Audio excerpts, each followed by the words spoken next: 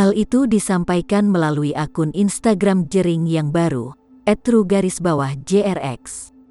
Jering meminta supaya ucapannya tersebut dipahami dalam konteks yang positif. Ia menambahkan penyataannya itu hanya sebagai informasi penyeimbang saja.